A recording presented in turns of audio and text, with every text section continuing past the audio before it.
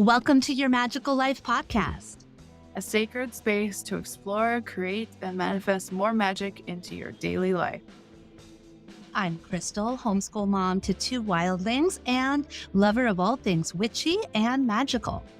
And I'm Ash, your resident art witch and priestess, helping you trust your intuition through art and divination.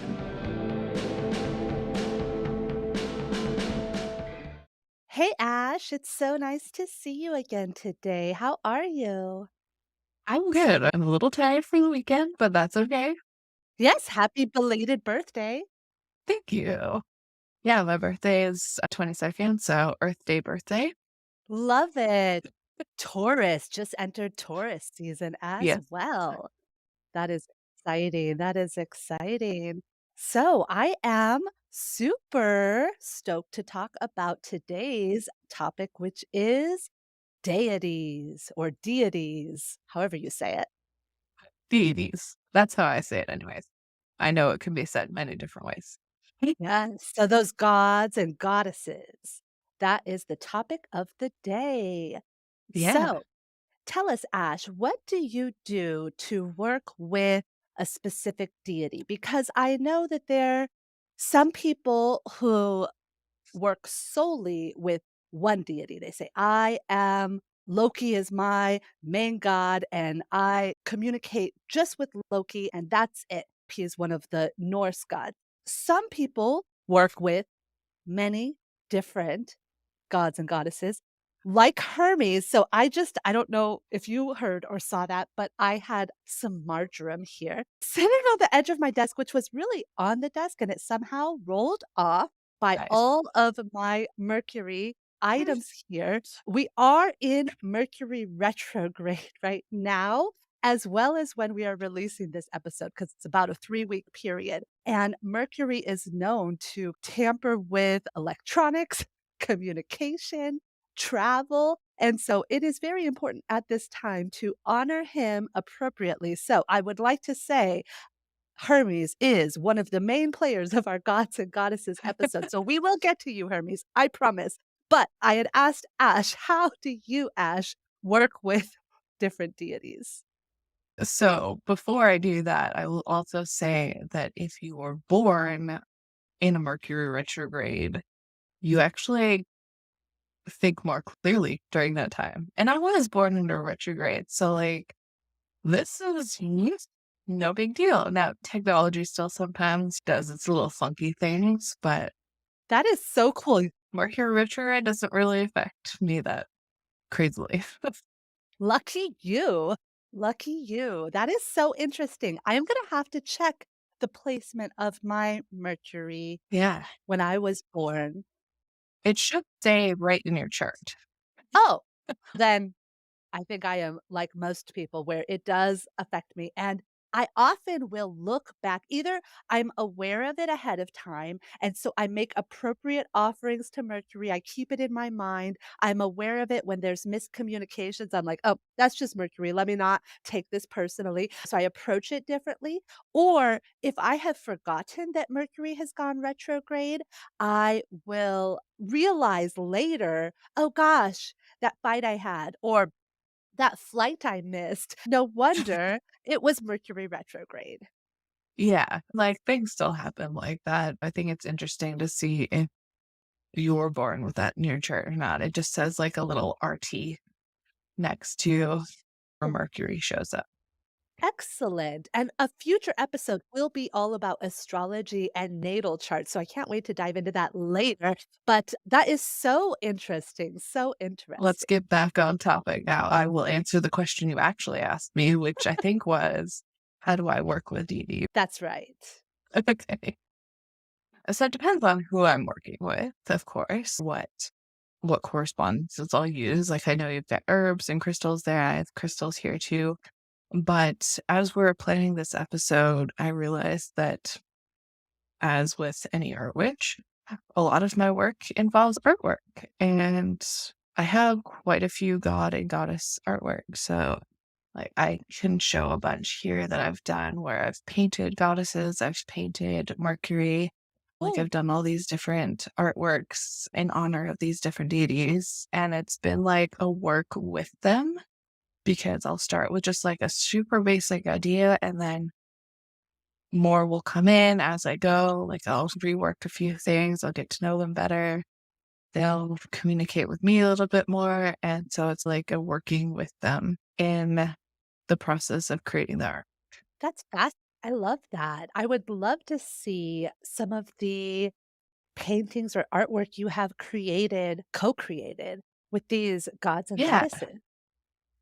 So this is, I think, one of my first ones I did, which is appropriate since this one is for Mercury. Look at that. Oh, And wow. so we have the winged feet of Mercury. And then this is one of my altar cards. So on the back it has like an invocation and a spell to Mercury and like correspondences and things. My So I was goodness. in a writing workshop and we connected with Mercury first, god of communication. So we wrote poetry to him and then this image started forming and so I started painting it. That's where I got the start for some of my other series along the way. That is amazing. And so you said it's an altar card. Is this something that Yeah, people can purchase and it has this on the back of it? it is. I've got 3 altar cards with spells and artwork and correspondences and little, like a little couple sentences about how to do the spell. That's amazing. So where do we find that? Because I need a Mercury card. We've been friends for how long? And I didn't even know that I could purchase this. And I love Mercury. And so I absolutely need that. I love the way his foot it's just beautiful. And the Yeah. winged sandals, wings are so important to Hermes. I don't know if I mentioned, but Hermes and Mercury are the same god, just a different pantheon. Hermes is the Greek name of the god, and Mercury is the Roman name of that same god. And so the Okay. winged sandals are part of his Greek myth and Hermes. And also a way to honor him is with wings, to wear wings. I don't know if you can see, but under my headphones, I'm wearing my butterfly wing earrings that I also got from you, which are available on your site. So, if you want to honor Hermes, go get yourself an altar card and a pair of winged earrings, and you are set to go to honor him and start working with him. And as you start working with him, he will bless your communication, your travel, and things of that sort. Yeah, absolutely. And I'm sorry, I they'll be on my website. just on your And website. Okay, we'll link it yeah, in the show notes. yeah, we'll link Great. it, yeah. Like, I definitely used it as a portal to open my mind to, like, the writing aspect of it too, and he's a perfect one to work with for that. Yes, I forgot about that. Yeah, creative writing, sports too. If you have a sports competition, he's good for that. He's also the god of communication, of letters and things like that. So another way to honor him is to write a letter and mail it snail mail. He loves that. That's a good one too. I think you've sent me a couple spells like that of, like, for job hunting of mail yourself a resume or mail yourself a spell of what you I want love to get for a job. that is great. That is great. What do you do to work with Hermes besides or Hermes Mercury's besides? Now I can't say that straight. Yes, I do quite a That lot. He's one of my favorite gods. I love them all. I'm not gonna pick favorites here, except he's telling me, "Yes, I am your favorite."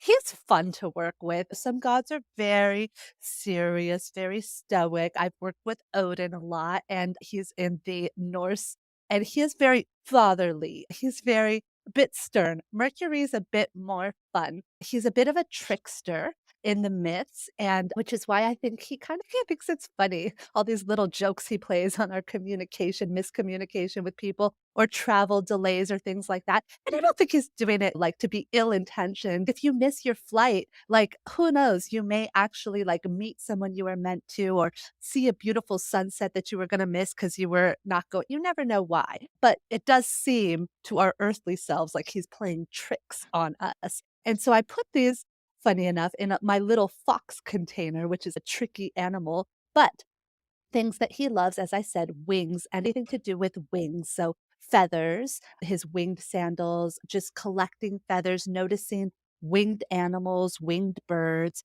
Blue is his color, so I like to do a little bit of candle magic. I will get blue, which is also the color of communication. And you often see the suit of swords in tarot described as feathers, air. It's that air element. So I believe anything related to the direction of east, I think of as related to Hermes as well. Truth, communication, justice. Blue lace agate is one of the stones that I love to wear.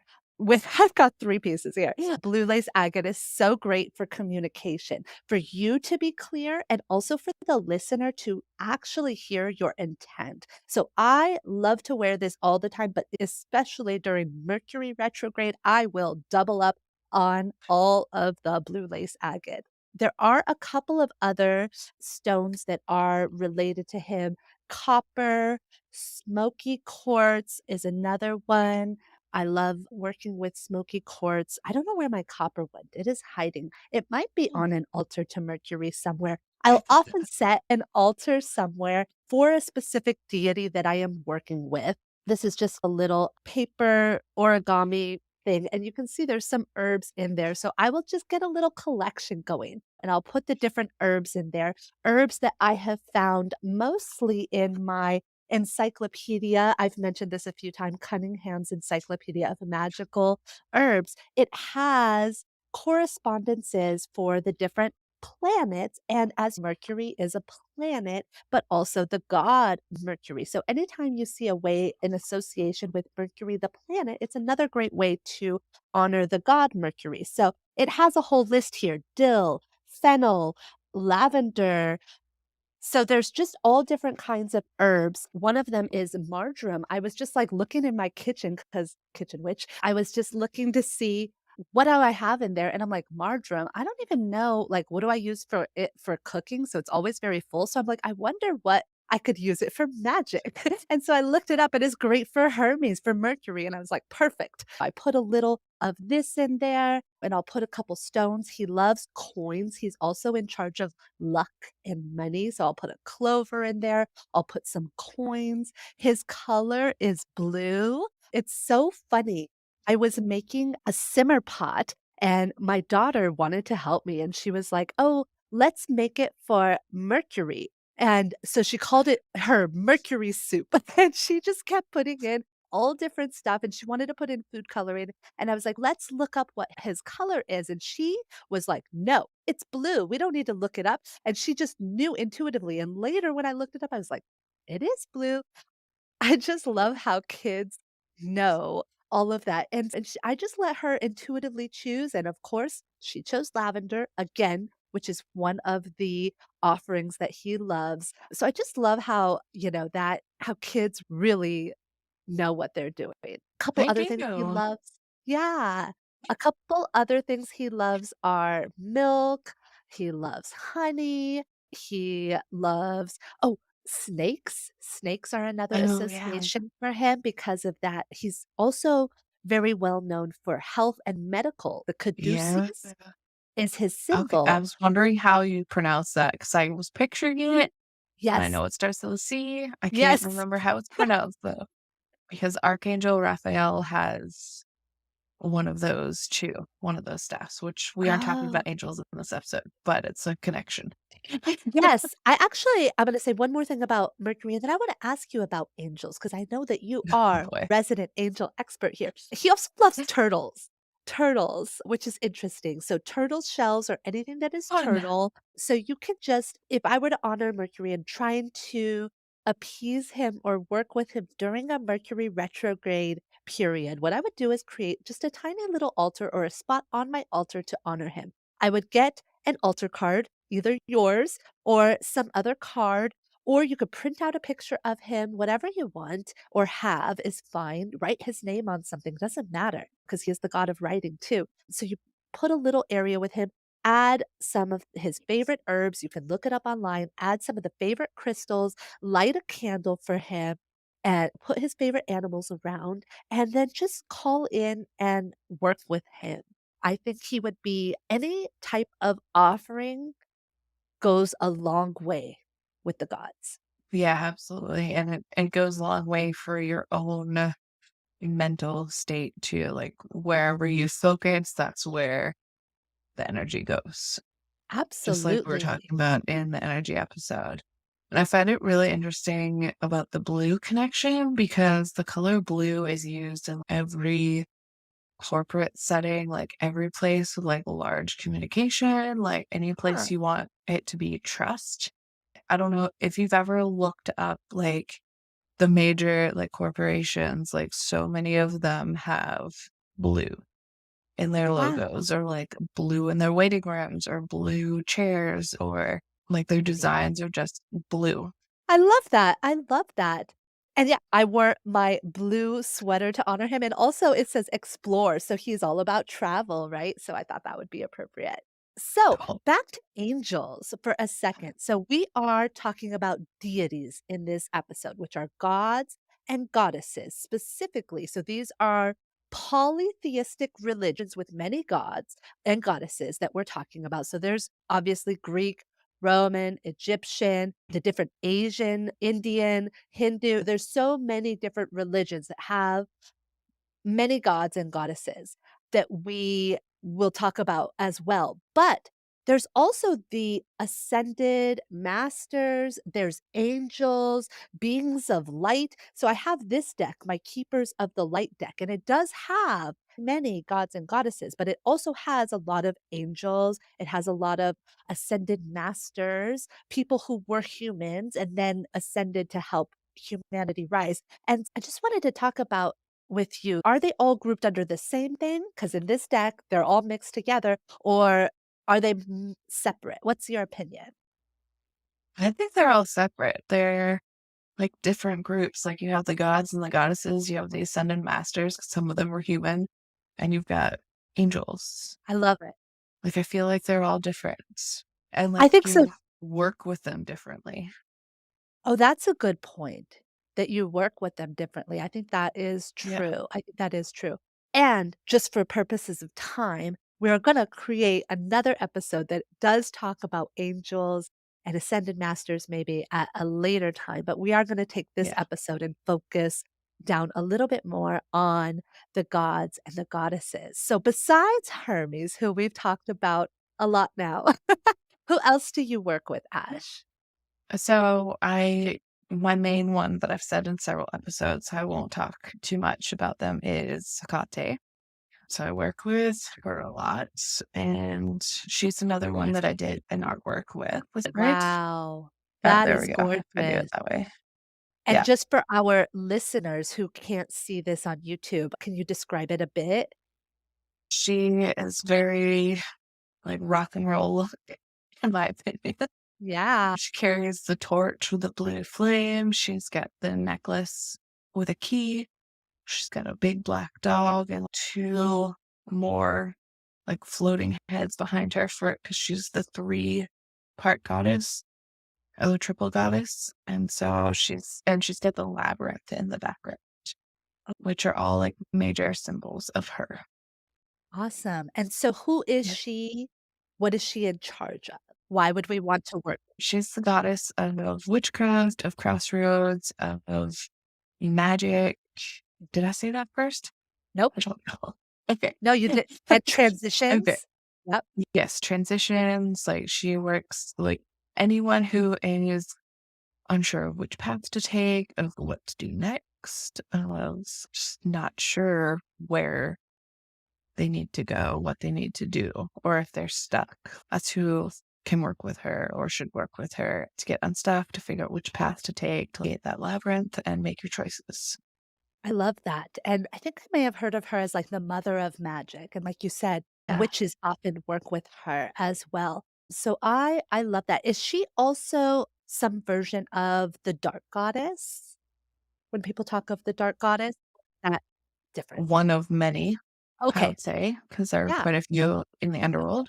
Yes. So she does Yeah. reside in the underworld. She's, you think? Yeah. Yeah. Okay. I think she's in both. Mm. Like she can travel Oh, the worlds. three aspects. Yeah. to- Yeah. Okay. Very interesting.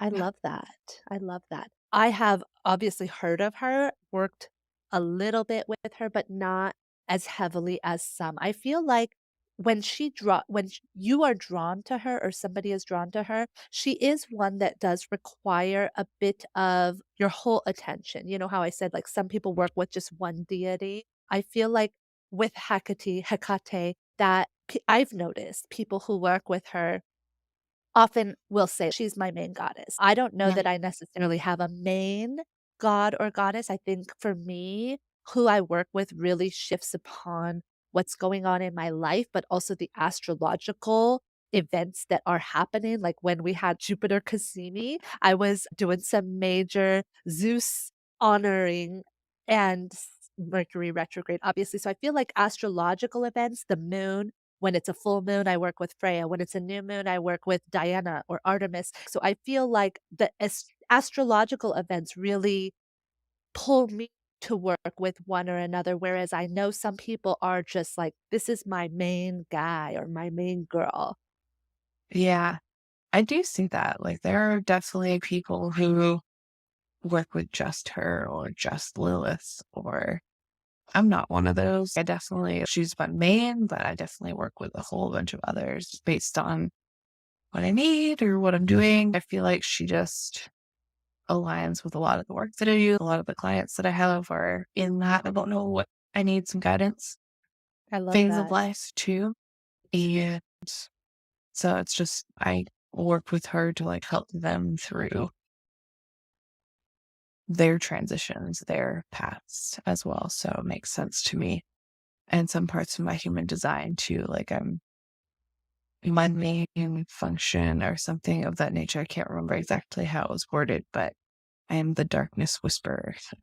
Ooh, That's what I it was love called. So it makes sense to me that it aligns there too. That's awesome. That's awesome.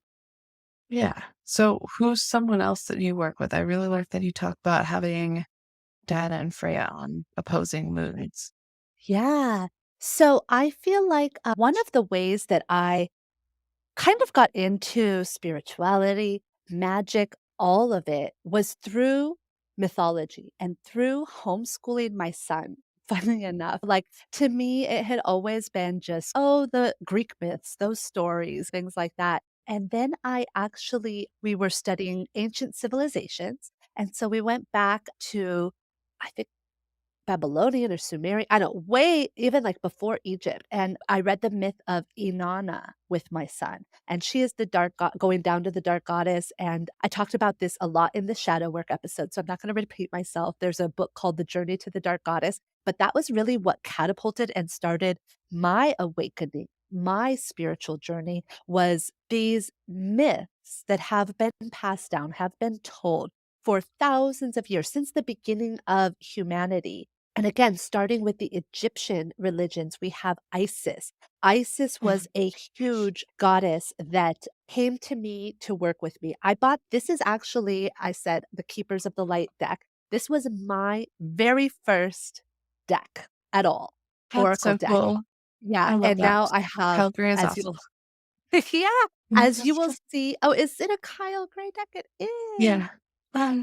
As you will see when we do our tarot and oracle episode, I have so many decks, it's ridiculous, but this was the one who started it all. It was this one, and this card, Isis, was the one that repeatedly, no matter how many times I shuffled, no matter how many spreads I did, she was ever present. And that was what, like, turned me on to the fact that this is all real, because I'm a math person, and so when you statistically calculate how many cards are in this deck and the chances of these same card coming out again and again, no matter how much I shuffle, no matter how I choose to pick the cards, the ones that fly out, or if I just choose them, that one would keep coming out. It blew my mind. Like, it is beyond mathematical statistics that this is more than coincidence. And it was like, okay, Crystal, hello. Isis is talking to you. And what is her card in this deck? It is magic manifesting. Your dreams, visions, and goals are becoming reality. Stay focused and just really internalizing that I am magic and that I can manifest. And so it just opened the door to all of that and seeing that magic is real, magic with a K. We talked about this in our very first episode. What is magic? And so bringing it full circle, it really, this deck and working with gods, goddesses, ascended angels, and masters, it really opened my eyes to a whole new world. So then we went on again, through my homeschooling journey, we did Greek myths next. I love D'Aulaire's, I think that's how you say it, D'Aulaire's Greek myths and Norse myths, both of those. Two different pantheons. So the Greek myths are the ones that many people are familiar with: Zeus, Aphrodite, Hermes, Ares, all of these gods that we hear of. They also, as I said, have the Roman names. When the Romans came, they took those same gods and they had similar characteristics. So their main god, Zeus, became Jupiter. Their main god of Ares, the war god, became Mars. Their main god of love, Aphrodite, became Venus. And then later, when they discovered the planets in the sky, that all those stars were actually planets and they could, I don't know, scientifically see, wow, Jupiter is the biggest planet, or they didn't name it yet, but they said, this planet is the biggest planet. What should we name it? So they looked to their gods and goddesses, and the biggest, most main god was Zeus, Jupiter. And so they named that big planet Jupiter. Mars is a red planet. I'm not sure that they could see it's red, but like war colored. And so Mars is the god Ares. And you will notice that in in birth charts and things like that, where your Mars is how you act in like conflict and in disagreement. And so the fact that it all works together, I'm sure somebody thought of this, but it just blows my mind how it's all so connected. And that when you learn about the gods and the goddesses, when you learn about their myths and what they stand for, it not only helps you work with them, but you can apply it to your life, your personality, and as well. And I just think that is really cool. So Yeah. just a few more that I work with. I just pulled out some cards here just to show. So we have Isis, who I love working with, again, for magic, for manifesting. I feel like she is present when she calls you, when you'll know it. You'll see her and this horned crown very often. Brigid is another goddess that I love to work with. She's a Celtic goddess of the eternal flame, and she's a triple goddess, meaning maybe similar to Hecate or Hecate. How do you say it? I say Hecate, but it's Hecate. fine either way. Okay, good. I always get confused. So Brigid, she takes on three aspects of her, which is maiden, the mother, and the crone. So that internal, that aging aspect of us. Horus in the Egyptian pantheon as well. We have Krishna in the Hindu pantheon. Freya, of course, as I said, she's all about phases and cycles. I often work with her on a full moon to help release things. Her and Odin, of course, they're next to each other, are part of the Norse pantheon, and he is the All Father. And runes, if you're interested in different divination, besides cards, runes are amazing, and they are the founder, I guess you would say, of runes. Odin is another one. I feel like Odin is another one that if he's there, you know. You literally took the words out of my mouth. I was just about to say that. So Odin is telling everyone, if he wants to work with you, you will know. Chances are, just my whole pile fell off of my desk for emphasis. He would like you to know that if you are here in this episode, chances are good he might be reaching out to you. So pay attention. Pay attention. For crows, a lot of crows. All the How else crows. has he reached out? I had a dream. I can't remember what I was about now, but I remember the two crows. Like one was yelling at me and for whatever reason was wearing like a hat. But there was a second crow there too, or raven. So there's two of them. And those are Yeah, his two like sidekicks throughout. right. Eyes. Actually, I specifically one because he is the one-eyed god. He is Also, Woden Wednesday. Wednesday is his day. Significant things might happen on a Wednesday, or you might just see the word Wednesday. If you have read or I guess watched because it's a show now, but really you need to read it because the book is amazing. American Gods. Ugh, so good. It's so good. Yeah, I started watching that show. I didn't realize that was a book too. The book, a good book. Neil Gaiman. I never got through the show either because, I don't know, to me, the book is so good. You could just start seeing runes everywhere, like, I see them in the tree branches very often, especially that one that looks like that. It's like a line with Yep. a triangle, Saz, I believe, which is protection, looks like a thorn. Oh, Thor cool. is another god of the Norse pantheon, one that I don't work with as much, but he's got his big hammer. That's right. So let's talk really quickly. All of the days of the week. Okay, so Freya, Friday. Today is Saturn. I don't Yes. know who connects that. Sunday is the sun. Mm, Monday is the moon. Tuesday is Tyr, um Tyr. oh, okay. I feel like Tuesday had a different one, but I can't think of Okay, who Tuesday maybe. was. Different pantheons, Sure. same style. Absolutely. And then Wednesday, Wednesday, Odin, Thursday, and then we're I back to Friday. love it. I love Yeah. it. That is so cool. That is so cool. So then you can use that knowledge to whichever one you want to work with. Do your rituals or spells on that day too for added magic, like a Oh, I boost of love magic. that. Absolutely, absolutely. Diana is up next. She is so Diana is her name again in the Roman pantheon, but in the Greek, she is Artemis. What do you Yeah. got there? This is my Diana Moonstone Pyramid. Ooh, I I love got it that. when I was in New Hampshire when she first came to me. Oh, that's beautiful. I work with her a lot on the new moon. Her card here is focused intention. Think about what you desire, set your sights high, and expect the best possible outcome. And so I feel When like really setting those new moon intentions. I just picture her with her bow and arrow that never misses and just shooting your ideas and then landing. That's the visual I get with working with her on the new moons. yeah.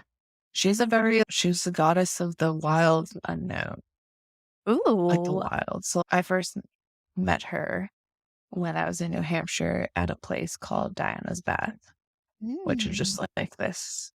It's a waterfall in a sense, but it has pools and like you can like natural pools and everything. So like you can start at the top and walk down through all the rocks and through all the pools and everything.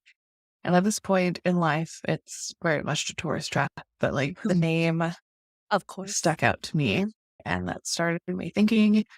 And then when I got back to my parents' place where I was staying, like just being out in the woods there, like she was everywhere. And I was so connected to the land to that trip. That's And so I beautiful. got the stones that correspond with her and started working with her then. And she's the huntress and also the forever maiden. So her father Zeus, like, wanted to marry her off or have her hook up with somebody, and she's like, "Nope, no men for me, no boys." And so she is forever a maiden, and so I think a lot of women, young girls, she's their champion, that women and girls that you don't need a man, that you are powerful in your own right, and that no one should ever make you choose your path. Yeah. That you have the power within yourself to choose Yeah, yeah, whatever path you want to take. Yeah. absolutely. Next, I have Lady Venus here. So we were talking again about the planetary associations. And so in the Roman pantheon, Venus is Aphrodite. She is the goddess of Okay. love. In this card, it doesn't talk anything about love. It's about downloads and understanding, but she is everything you know about Aphrodite, you connect with Venus. And so when you are again looking at your natal chart, at your astrology, if you look at where your Venus placement is, that's often how you show and receive love. Cool. This is another version of Aphrodite. Oh, wow. That is Yeah. powerful. Beautiful. This started my newer goddess series. Yeah. That's amazing. And the lighting on your screen doesn't really do her justice. Of course. That's gorgeous.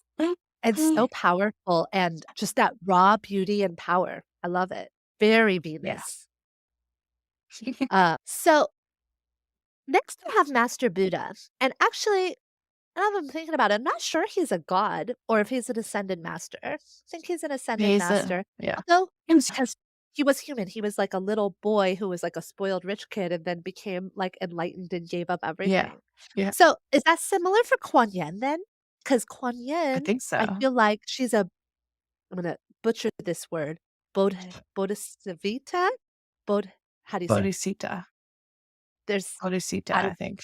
yeah, Since I've read those words, so I don't know. yes. I don't know what or who she is, but I resonate very strongly with her. I'm half Chinese, and so I don't know, that just has always, she has drawn me in. She is the goddess of love, compassion, kindness.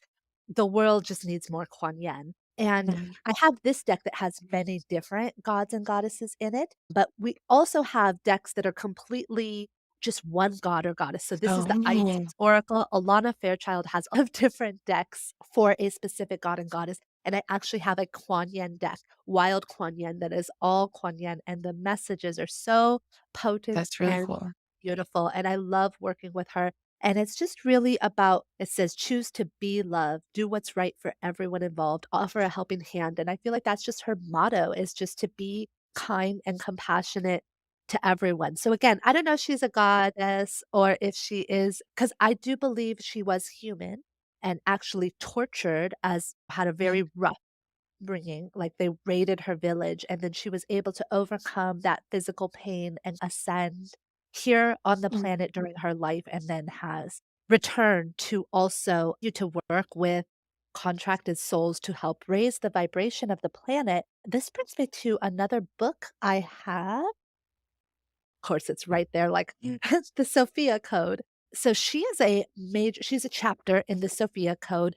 This book is amazing. We didn't, speaking of God, goddess, so there's some people believe in just one god, not gods and goddesses, but one god or one goddess as the main whatever. So Thing. this book is, Sophia is the main like creatrix of everything. That's the what this book is about, but she Mm. channels 7 different ascended masters, Kuan Yin being one, Isis being another one, Hathor, Green Tara, who is also here as well, who is amazing to work with as well. If you don't know about Green Tara, oh boy, she has some amazing chants. I don't know if that's Yeah. the right word. White Buffalo Woman is another one in this book. Amazing story as well from the Native Indigenous. Mother Mary and Mary Magdalene each have their own chapter here. And the story of Jesus is just going to blow your mind, guys. I think I said everyone. 7 of them. And the Sophia Dragons, which is the literal last chapter. I'm on the last chapter. It's just been mind-blowingly life-changing. So highly recommend the Sophia Code to Yeah. anyone who is drawn to it and or drawn to working with those 7 specific ascended female masters. It is a feminine, divine feminine book, a book for the divine feminine and the divine masculine who's open to the divine feminine. And it really As they should be. on yes, and on a DNA level, this book changes you. You do chants and you work with the book to clear past trauma of this life as well as your entire lineage. It is so Yeah. powerful. I can't even begin to scratch the surface on this. Just go get it. Just go get it. Yeah, and I got the Kindle version of that because I wanted it right then. But that is not a Kindle book. Mm, Like you can, I guess it depends on how you work, but a book that powerful for me requires the physical book in hand that I can highlight, that I can flip the corners, that I can put yeah. bookmarks and post-it notes in. That is not a digital book. Absolutely, absolutely. And my sister actually did download the audio version because she does a lot of Mhm. driving. And so she also said, like, she felt like a lot of it went fast and she maybe missed it. However, one thing that I would like the audio version for is, as I said, there are parts of it where it's like a chant. And so to really be in the moment and hear it rather than have to close my eyes, say it, then open them and read it, and then it would be nice into it as well. So just another That's true. note on that. That's However you true. find it, it's correct. I wonder if she released, like, just the meditations or something, because that would be Ooh, I don't know if she has or not, but that would have made sense to just release those absolutely. ones. Absolutely. All right, I only have 2 cards left, and Okay. oh boy, are they some doozies, and very polar opposites, possibly the same pantheon, though. Interesting. Oh, So, yeah. we have Lord Ganesh, infinite abundance, and we have Kali Ma, facing fear. Again, if they are wanting to work with you, you will. You'll see these flowers. She is, some people are very frightened to work with her. She is the goddess of death and rebirth, And transformation, more internal and external. When you'll see her with her like tongue out and like swords like ready to battle. She is the one you call on when you need something out of your life, but you are not strong enough to do it yourself. She comes in and tools that is quickly. Kali energy. Amazing, powerful, formative. It's one of those ones that you have yeah, very. It's one of you can't just do a meditation, like, you have to go do some martial arts or go running or Mm. punch a pillow at the very least. Like, you can't just sit there and be like, "Hey." Move that energy, absolutely. And then abundance, Ganesh, he's got the many arms, different mudras you can do. Obstacles are being removed. He's there really to help flow and ease and abundance come into your life. So those are the main gods and goddesses that I work with. I thought it was just an easy way to show you who it is by the cards because I really this deck got me into working with them all. It gives me support and then I go to Google and I say, "How do you work best with Hermes?" If I feel he is calling to me, I will really just go Google it and do I have to do every single thing? No, I just say what resonates with me at that moment and do 1 or 2 things to connect and offer. Yeah, and I had several more on my list if we wanna Yeah, share those or not. I have please. ones that, like, don't work with a ton, but I have vivid memories of the moment where that came in, where they still come up sometimes. And it's like Nematona. I don't know if I'm saying that properly, so I apologize. But she's Greek. She was like the first I think she was one of the first goddesses, like outside of Ganesh was probably Mm. the first god, but outside of that pantheon, that area, she was one of the first from Karen, our friends, who was doing like goddess readings where she'd pull out your goddess and a message for your year. Oh, And I got that for her, and Nematona has stuck with me. And she is the goddess of sacred spaces, sacred groves. Like you hear her in the rustle of leaves, like in the wind. And so, like, anytime I would go out for a walk, I'd be like, I hear you. Thank you. Thank you for grounding me, connecting me. And she still comes up. Like, she has that peaceful transformation and that, like, ease. that's amazing. I love that. Yeah. And another one that came up was Branwen when I started my priestess training. She was the first one that came through. So she is like the embodiment of the Isle of Avalon. And she was the one who called the strongest during the meditation in those early parts of the training.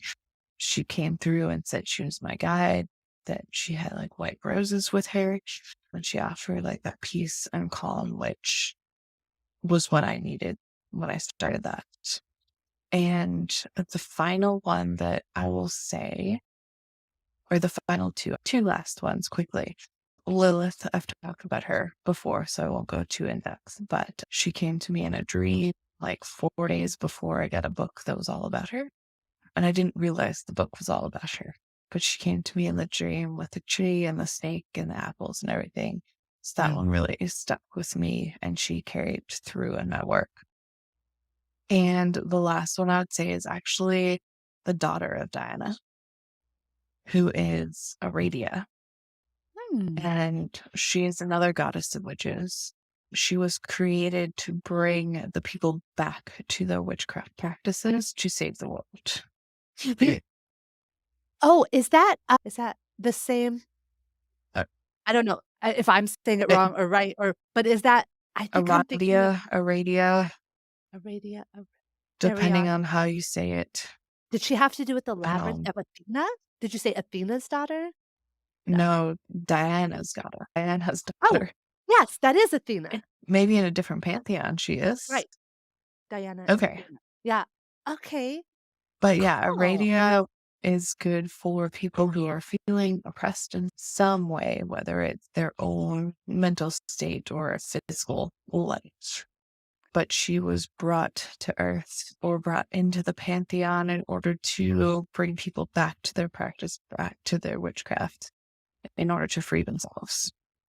That's so Which I cool. thought was, really powerful. And it worked well since I also worked with Diana. So it was like the two of them together. That makes sense. I Yeah. love it. I don't know if you showed us all of the artwork that you had already No, I have so much created. more.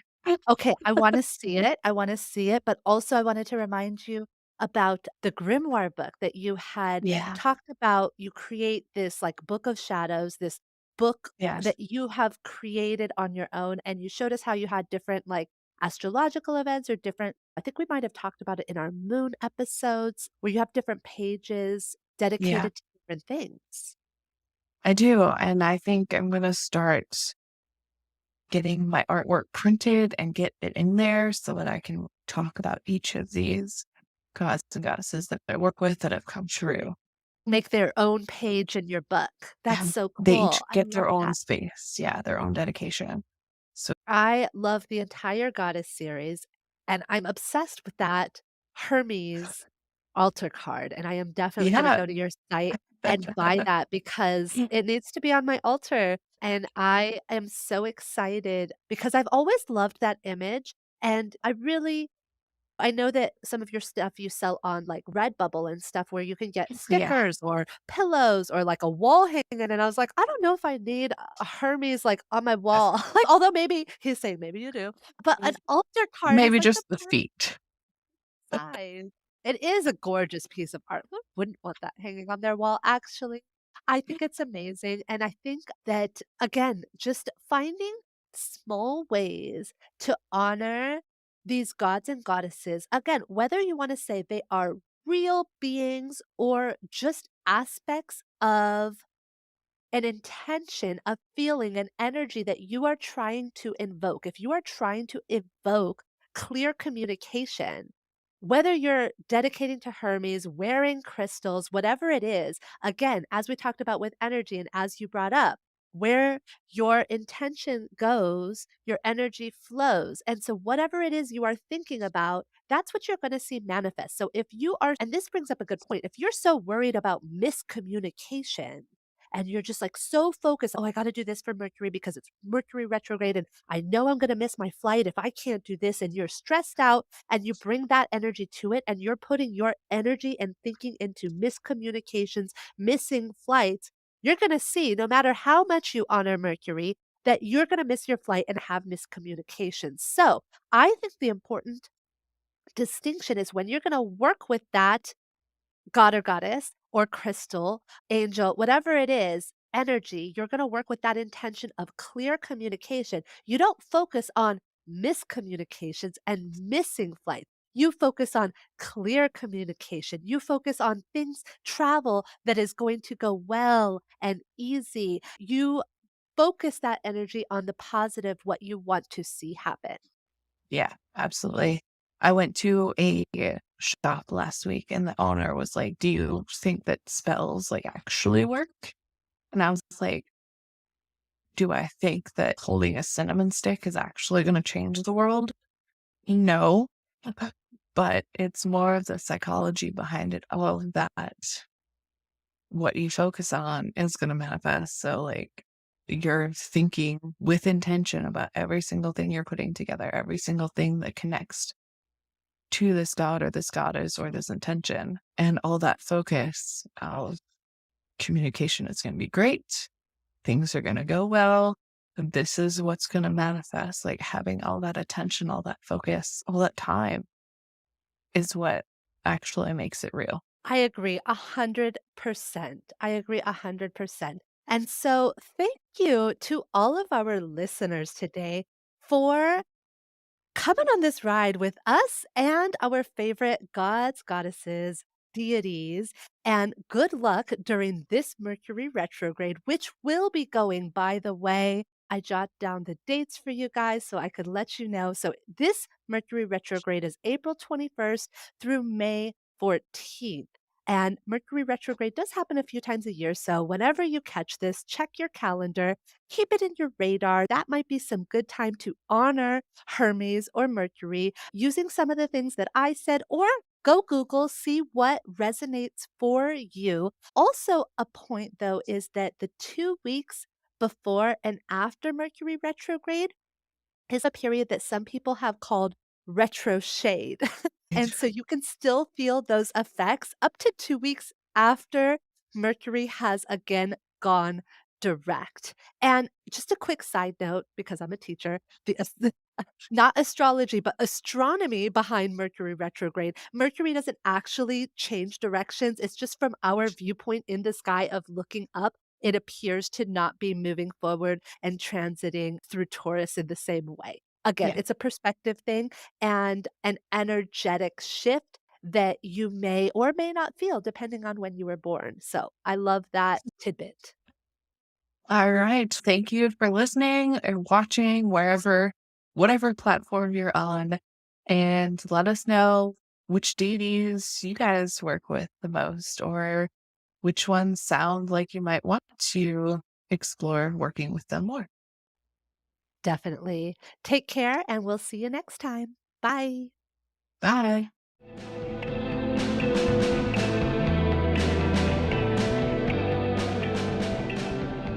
Thanks so much for tuning in to this episode of Your Magical Life. We hope you enjoyed it. Drop a comment and let us know what you liked and what you'd like to see more of. We love hearing from our listeners and featuring your most requested topics in our Q&A section. Be sure to like, subscribe, and follow, and don't forget to check the show notes for bonus content. Send us your stories, questions, and comments to magicallifepod@gmail.com. And we'll see you next time as we continue to explore, create, and manifest more magic into our daily lives. Until then, I'm Crystal. And I'm Ash. Take care and keep making magic.